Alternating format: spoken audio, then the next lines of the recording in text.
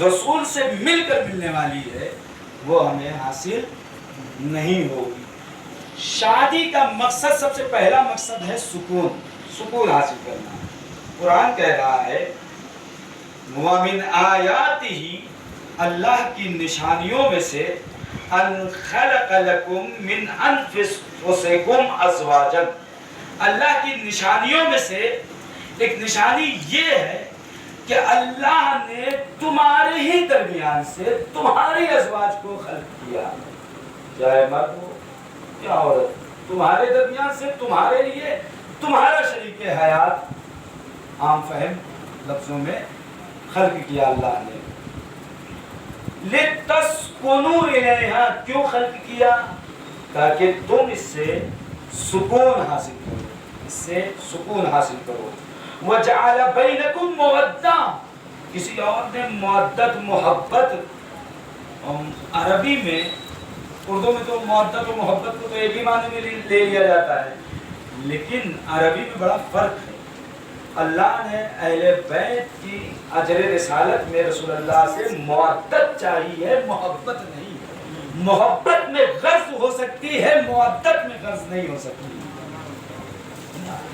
ماں اپنے بیٹے سے محبت نہیں مودت کرتی ہے، ماں خود مر جانا گوارا کر سکتی ہے لیکن اپنے بیٹے کی حیات چاہیے، مودت و محبت۔ اللہ نے تمہارے درمیان مودت پیدا کی ہے، وہ رحمت، اور دونوں کے درمیان رحمت ڈالی ہے۔ ان فی ذلک لآیات لقوم یتفکرون، یہ اللہ کی نشانیوں میں سے ہے اس قوم کے لیے جو صاحبان فکر ہیں، جو اپنے شعور رکھتے ہیں، احمق لوگوں کے لیے نہیں، صاحبان فکر۔ اگر صاحبان فکر ہیں تو ہم مقصد کو سمجھیں گے شادی کے، صرف خواہشات کو پورا کر لینے کا نام شادی نہیں ہے۔ چوتھے امام فرماتے ہیں اما حق الزوجہ، حقوق، رسالۃ الحقوق کے امام نے لکھی ہے نا، اس میں شوہر کے لیے بیوی کا حق کیا ہے، ان تمام حقوق میں سے ایک حق میں بیان کر رہا ہوں چونکہ موضوع سے مل رہا ہے، ورنہ حقوق بہت سارے ہیں۔ زوجہ کا حق یہ ہے فَإِن تعلم، جان لو، ان اللہ عز وجل جعلها سکنا وانسا، اللہ نے اس زوجہ کو، اس بیوی کو تمہارے لیے قرار دیا ہے سکون اور محبت کا سرمایہ۔ اس زوجہ کو، اس سے آپ سکون حاصل کریے، ہے نا۔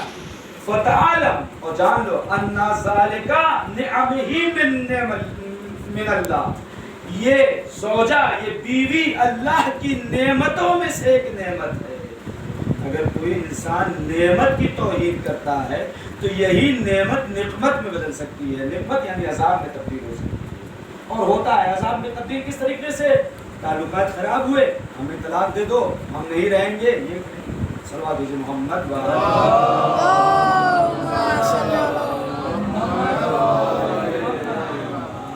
پھر اس کے بعد امام فرماتے ہیں علیک فتکرمھا، تمہارے اوپر واجب ہے، تمہارے اوپر ضروری ہے، امام حکم دے رہے ہیں تم اس کا اکرام کرو، اس کی عزت کرو، عورت کی عزت کرو، وَتَرْفُقَا بِهَا، اور اس سے نرمی سے برتاؤ کرو، نہیں کہ جو ہے جو سمجھ میں آئے، جب سمجھ میں آئے کہہ دیا، کسی کے خلاف کچھ سن لیا، سنی ہوئی باتوں کہا کہ بیوی کے اوپر باہر گئے کمانے کے لیے، باہر کسی سے جھگڑا ہوا، سارا غصہ آ کے بیوی کے اوپر اتار دیا، یہ نہیں ہو سکتا، یہ سکون ہے۔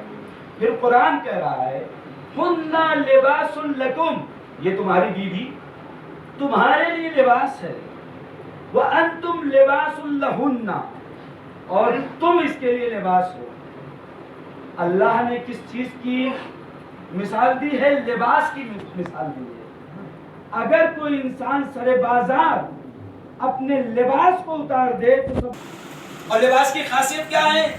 لباس کی خاصیت یہ ہے کہ یہی لباس تمہیں سردی سے بھی بچاتا ہے، یہی لباس تمہیں دھوپ سے بھی بچاتا ہے، یہی لباس تمہیں گرمی سے بھی بچاتا ہے، یہی لباس تمہیں بیماری سے بچاتا ہے، ہر طرح سے محفوظ رکھتا ہے۔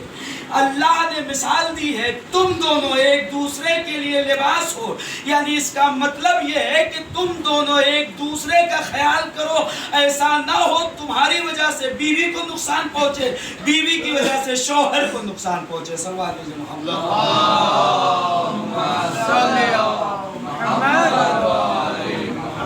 ایک دوسرے کے لیے لباس۔ میں موضوع کے تحت بات کرتا ہوں، جب بھی کوئی مجلس پڑھتا ہوں، یہ میری مجبوری ہے، اس میں جو بھی ٹائم لگ جائے وہ آپ کو دے لیے گئے، مخصوص مجلس ہے، اس لیے اس میں سودا نہیں ہے۔ صلوات محمد۔ اللہم صلی علی محمد۔ اچھا، دوسرا فائدہ، دوسرا مقصد شادی کا بقائے نسل۔ چھوڑ دیں گے کچھ ٹینشن نہ لیجیے گا۔ بقائے نسل دوسرا مقصد ہے شادی کا، نسل کی بقا، نسل کا باقی رکھنا ضروری ہے، یہ نہیں کہ بس خوشیاں منائیں شادی کرنے کے بعد اپنی نسل کو بھول جائیں۔ نسل اس لیے یہ کوئی غلط مطلب نہ نکالیے گا، اس لیے 4 اور شادی، 2 شادی، 3 شادی، 4 شادی کا حکم دیا ہے کہ اگر چاہتے ہو اپنی نسل باقی رکھنا تو دوسرے سے کر سکتے ہو، اسی لیے ہے نا۔ اور بھی تمام وجوہات ہیں، جن وجوہات میں سے کوئی اپنے لیے غلط مطلب نہ نکالیے گا، صاف کہہ رہا ہوں، جو بات ہے حقیقت وہ بیان کر رہا ہوں۔ جو مقصد ہے نسل کی بقا مقصد ہے۔ رسول فرماتے ہیں تناکحوا، نکاح کرو، وتناسلوا، اپنی نسل بڑھاؤ، وتکثروا، بڑھاؤ نہیں اور زیادہ کرو۔ فإنی اباہی بکم الامم، میں تمام امتوں پر فخر کروں گا یوم القیامہ، قیامت کے دن، ولو بالسقط، چاہے تمہارا بچہ ساقط ہی کیوں نہ ہو گیا ہو، پھر بھی میں تمہارے اوپر فخر کروں گا، تمام امتوں پر تمہارے اوپر فخر کروں گا، کیونکہ تم نے کوشش کی نسل بڑھانے کے لیے، فخر کروں گا۔ پھر اس کے بعد 7ویں امام فرماتے ہیں سعد وہ انسان کامیاب ہے، لم یمت، نہ مرے، نہ جائے اس دنیا سے، حتی یرا خلفا من نفسہ، جب تک وہ اپنی اولاد کو پیچھے چھوڑ کر نہ جائے۔ امام فرماتے ساتھ یہ میں آپ کی جیل سے کچھ نہیں پڑھ رہا ہوں، حدیثیں دیکھنے کو میں دکھا دوں گا، ہاں، اپنے خلق کو چھوڑ۔ تو دوسرا مقصد ہے بقائے نسل، نسل کا باقی ہونا چاہیے۔ پھر اس کے بعد تیسرا مقصد شادی کا بقائے توحید، لا الہ الا اللہ کی بقا ہونی چاہیے، نہیں کہ دنیا میں خوشی منانے کے لیے شادی کرنی، بس اپنی خوشی منانے کے لیے۔ اچھا، بقائے توحید کیسے ہوگا؟ رسول فرماتے ہیں ما یمنع المومن، مومن کو کون منع کرتا ہے؟ ان یتخذ اہلا، کہ وہ شادی کرے، اپنا اہل و عیال چنے۔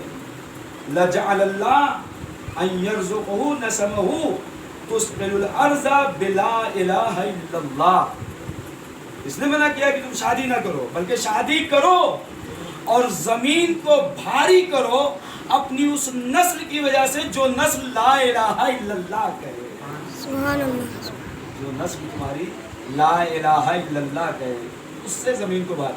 ورنہ بیوقوف اور پاگل لوگ، گنہگار لوگوں کو کیا، تم زمین کے بوجھ بنے ہوئے، یہ کہا جاتا ہے، مثال دی جاتی ہے، یعنی ان کا کوئی مقصد نہیں ہے جینے کا۔ اس لیے کہا گیا ہے کہ لا الہ، مقصد شادی کا تیسرا مقصد ہے بقائے لا الہ الا اللہ، ایسی نسل چھوڑو کہ جو لا الہ الا اللہ کی بقا ہو۔ چوتھا مقصد ہے مسئولیت پذیری، یعنی اپنے عہدے کو قبول کرے، اپنی ذمہ داری کو قبول کرے۔ ابھی تک باپ پورا کرتا تھا، ہاں سن رہے ہیں نا آپ، غور سے سنیے، آپ ہی کی ہے نا، ادھر ادھر مت جائیے، آپ ہی کے لیے پڑھ رہا ہوں زیادہ تر۔ صلوات محمد والے اللہم صلی علی محمد والے محمد۔ مسئولیت پذیری، اپنی ذمہ داری کو قبول کرنا۔ ابھی تک آپ کا نان و نفقہ آپ کے باپ کے اوپر واجب تھا، لیکن اب شادی کر رہے ہیں نا، لے کے آئیں گے، اب آپ کے والد کے اوپر آپ کی زوجہ کا نان و نفقہ واجب نہیں ہے، لاکھ وہ پورا کریں، آپ کے اوپر سے وجوب ثابت نہیں ہوگا، آپ کے اوپر واجب ہے، آپ اس کا انتظام کریے، آپ اس کی تمام خواہشات کو پورا کریے، لیکن خواہشات بھی ایسا نہ ہو کہ اوقات سے بڑھ کے ہو، ہے نا۔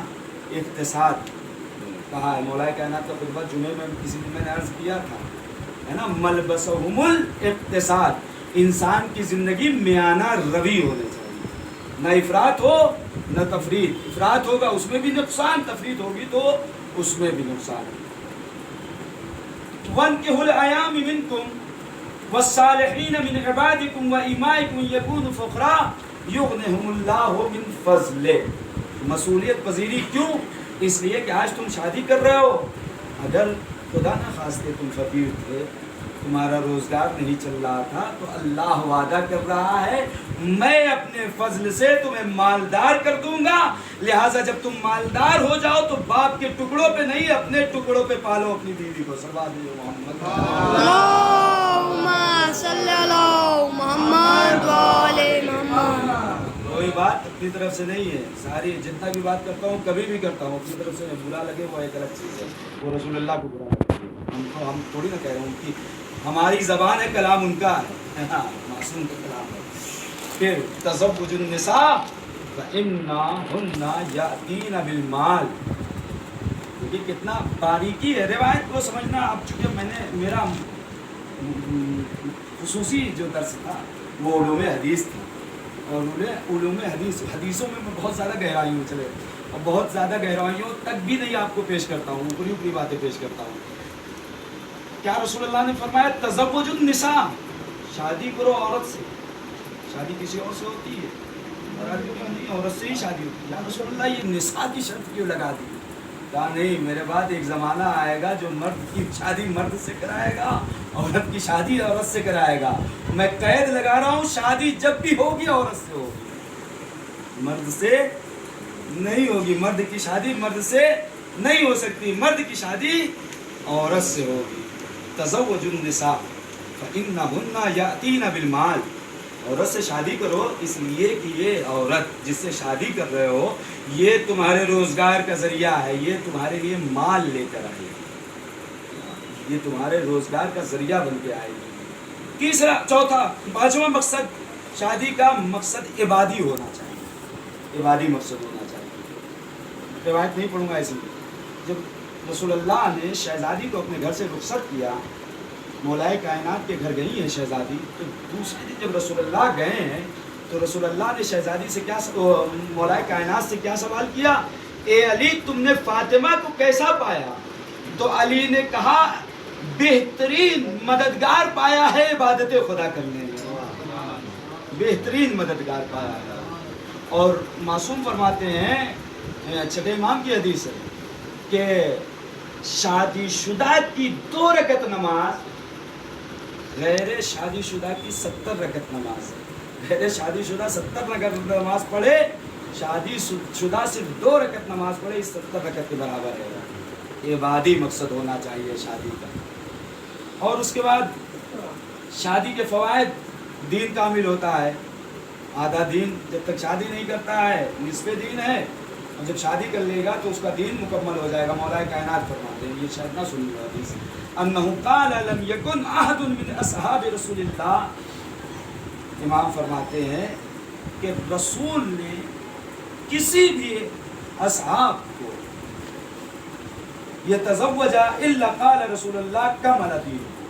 کسی بھی اصحاب نے جب بھی شادی کی ہے تو کوئی ایسا صحابی نہیں ہوگا کہ جس کو رسول نے یہ نہ کہا ہو کہ تمہارا دین مکمل ہو گیا.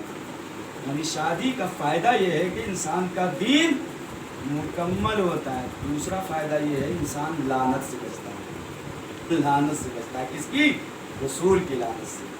اور لعنت والی حدیث تو بہت لمبی تھی، اس کو میں نے چھوڑ دیا، نہیں لائے.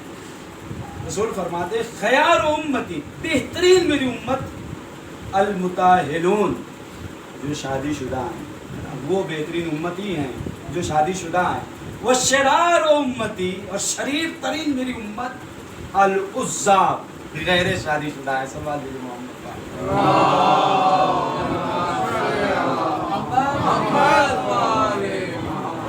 غیر شادی شدہ شریر لوگ ہیں. پھر رسول فرماتے ہیں صرف شریر ہی نہیں کہا، اور بھی کہا ہے. لعنتی کو تو لمبی حدیث تھی، وہ تو چھوڑ دیا. یہ اس میں بھی یہ لعنتی تو ہے، شرار کہہ رہے ہیں، یہ لعنتی تو کر رہے ہیں رسول.